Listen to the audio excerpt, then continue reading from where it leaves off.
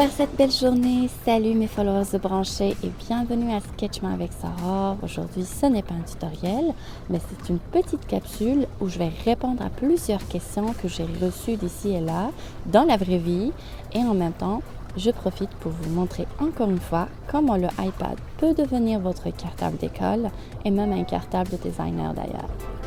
Restez avec moi, on revient tout de suite. Donc, vous avez votre iPad dans les mains, il est verrouillé, vous allez toucher avec votre stylet et hop, comme par magie, le bloc-notes s'ouvre. En fait, c'est une application qui s'appelle Notes et qui est gratuite. On l'a déjà installée sur votre iPad, elle vient avec votre iPhone ou votre iPad. Vous pouvez aussi même verrouiller les notes. Et donc, une fois que vous tapez, une nouvelle note s'ouvre à vous, même si vous avez enregistré avant ça 3 ou 4 notes. Sachez que lorsque vous touchez, c'est une nouvelle note qui va s'ouvrir. Et là, en fait, vous allez pouvoir écrire lorsque le prof commence à expliquer des choses et qu'on est là debout. En fait, on a juste l'iPad dans les mains. Donc, au lieu de prendre un stylo puis un cahier, on prend l'iPad et on écrit ce qu'on veut. Bref, on a le crayon feutre que vous pouvez en fait changer du plus gros au plus petit. Donc, on voit bien que aussi c'est sensible à la pression et l'opacité aussi peut être réglée. Le surligneur aussi, on peut l'avoir dans plusieurs grosseurs.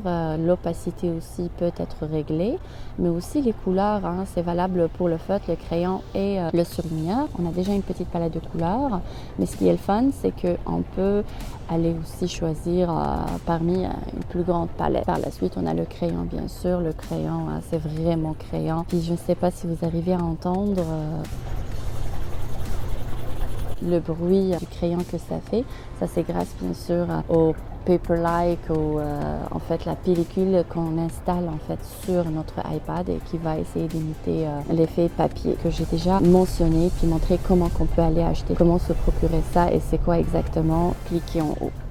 Par la suite, on a l'efface, donc on va juste effacer tout. Sinon, vous pouvez cliquer 2 fois et ça fait qu'on bascule entre l'outil qu'on vient d'utiliser et l'efface. Donc, si j'avais utilisé, mettons, le surligneur, si je clique double sur mon stylet, ça va tout simplement basculer vers la gomme et vice-versa. Donc, hop. Vous voyez, c'est tellement pratique. Il faut bien prendre note que cette fonction fonctionne seulement sur le nouveau stylet et donc les nouveaux iPads. Si vous avez l'ancienne version de l'iPad avec l'ancienne version du stylet Apple Pencil, donc ça ne fonctionnera pas. Il n'y a pas cette option-là de toucher pour effacer. Voilà. Par la suite, vous avez fini de prendre vos notes. Là, vous pouvez aller modifier en fait le titre pour donner, mettons, notes. Et on a notre folder ou notre dossier enregistré. Donc, j'ai un document à prendre en note ou en fait un document à photographier ou un document à numériser ou une photo à prendre que je vais effectivement en fait numériser dans mon document parce que là, je suis en visite chez un distributeur, je suis en visite dans un showroom, peu importe. Je suis en train de prendre des notes puis je veux enrichir en fait ma documentation avec des photos, des vidéos ou même la liste de questions que le prof vous a distribuées sur lesquelles vous devez répondre à la fin de votre visite. Alors tout simplement, j'ai cliqué sur le X. C'est que là, ça m'offre numériser des documents, prendre une photo, une vidéo et ajouter un texte. Maintenant, si je veux numériser un document, donc je vais faire juste ça. Hop. Normalement, il doit faire le carré jaune et hop, je l'ai pris. On peut aller ajuster en fait les angles de ma feuille. Et par la suite, je vais faire conserver. Je vais faire enregistrer. Et là, vous voyez, j'ai mes 2 documents numérisés sur ma feuille. Là aussi, on peut prendre une photo ou une vidéo. Il y a aussi une chose à savoir. Vous pouvez cliquer dessus. Elle va s'ouvrir plus grand. Donc, vous touchez aussi avec l'Apple Pencil. Et ça va déclencher la même chose. Donc, vous allez commencer à surligner. On n'oublie pas de réduire l'opacité. Mettre ça grand, puis hop.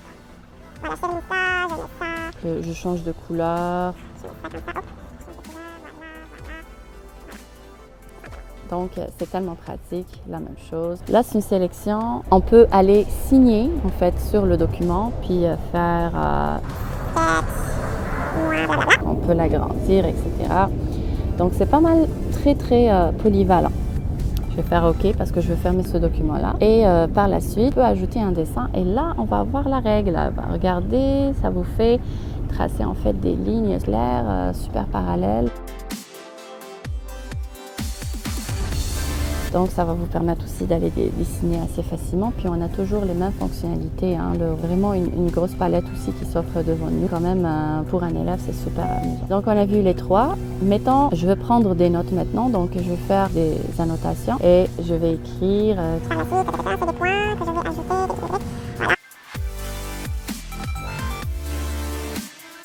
En fait, c'est vraiment pratique comme application qui est gratuite et qui vient avec votre iPad. Bon, par exemple, pour le plan de cours, donc j'avais fait comme plusieurs dossiers, plan de cours, conception sur mesure, projet commerciaux, architecture, traitement de l'image. Bon, il n'est pas ici parce que j'ai une autre application en fait pour prendre des notes. Donc, mettons pour conception sur mesure, donc j'ai un TP à faire. Donc, j'ai numérisé la feuille. Et je suis allée surligner en fait les notes importantes pour mon travail qui va m'aider en fait à focuser sur les choses importantes que je dois accomplir tout au long du travail. Donc voilà, c'est très pratique. On peut toujours aller modifier à n'importe quel moment. Donc je trouve ça très pratique. Là, on va passer au deuxième point. C'est comment faire du multitâche sur iPad.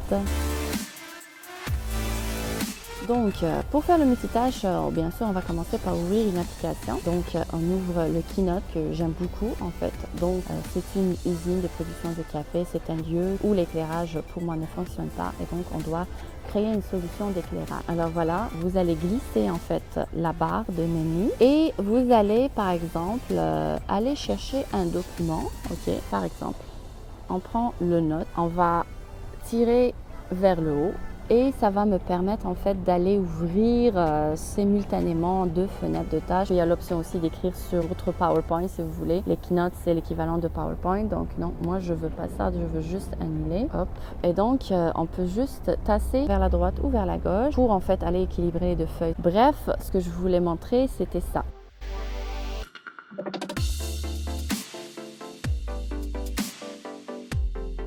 Sinon, on peut aussi aller tout simplement ouvrir depuis Internet, copier-coller puis mettre dans votre texte.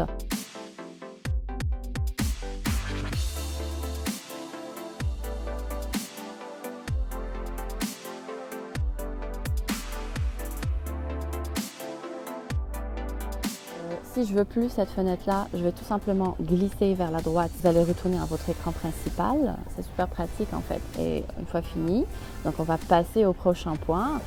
En fait, aller exporter en format PowerPoint, puis l'envoyer sur le cloud. Et je vais l'ouvrir automatiquement sur mon ordinateur une fois à l'école. Donc, je n'aurai même pas besoin en fait de trimballer avec moi le disque dur ou sinon la clé USB. Je ne vous conseille pas de le faire non plus. Ça serait toujours bien de l'avoir sous la main. Mais je dirais que j'ai toujours fait ça depuis 3 ans déjà. Je fais toujours ça. Je travaille de chez moi et j'exporte en PowerPoint et je upload sur le cloud. Puis une fois à l'école, j'ouvre ma session et j'ai toutes mes choses là-dedans. Prochain point, ça serait comment calquer sur le iPad. Ben, tout simplement, ça c'est un autre TP, c'est pour projets commerciaux. Donc le prof nous avait demandé en fait de faire des plans d'éclairage, de déplacer une boutique et là on a demandé en fait d'avoir les plans. Je suis allée le calquer. Donc je vous ai déjà montré comment venir importer, insérer un fichier, insérer une photo ou prendre une photo, etc. Donc moi j'ai inséré la photo que on avait prise sur place lors de notre visite. Donc voilà, elle s'est insérée sur ce calque-là et bien sûr, alors j'ai réduit l'opacité, et je suis allée créer un autre calque sur lequel j'ai calqué tout ce dont j'avais besoin parce qu'en fait, il y a beaucoup d'informations dont j'ai pas besoin et donc moi j'ai gardé que l'essentiel, voilà. Donc si j'éteins ce calque-là, eh ben, je me retrouve avec mon plan calqué, c'est le plan que j'ai calqué. Donc c'est super pratique, vous pouvez l'utiliser un peu partout. En fait, ça c'est juste un exemple. Alors c'est un plan que je devais normalement calquer sur AutoCAD. Moi je ne l'ai pas fait, je l'ai fait en fait sur plusieurs reprises.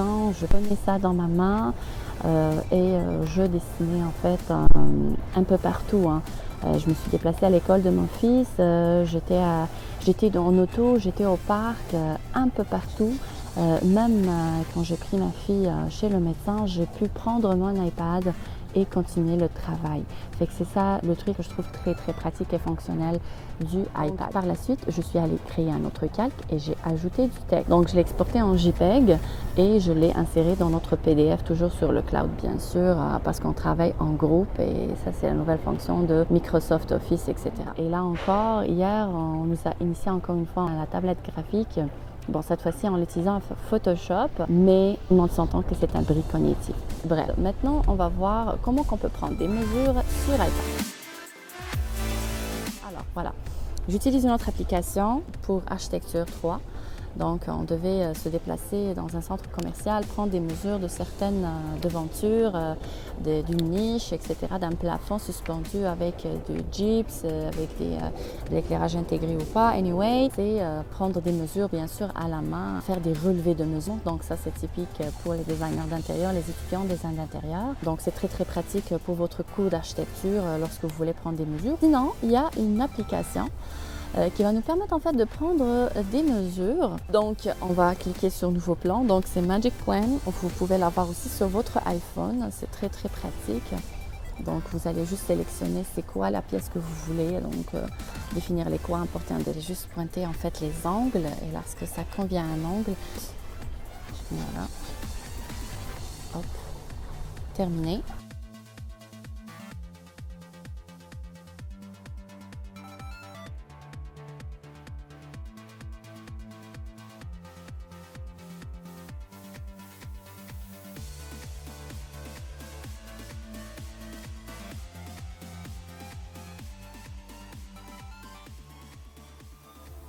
Alors, merci d'être là jusqu'à la fin. J'espère que cette vidéo vous a plu. N'oubliez pas de vous abonner, de cliquer sur le pouce bleu et de partager la vidéo. À une prochaine vidéo. Bye!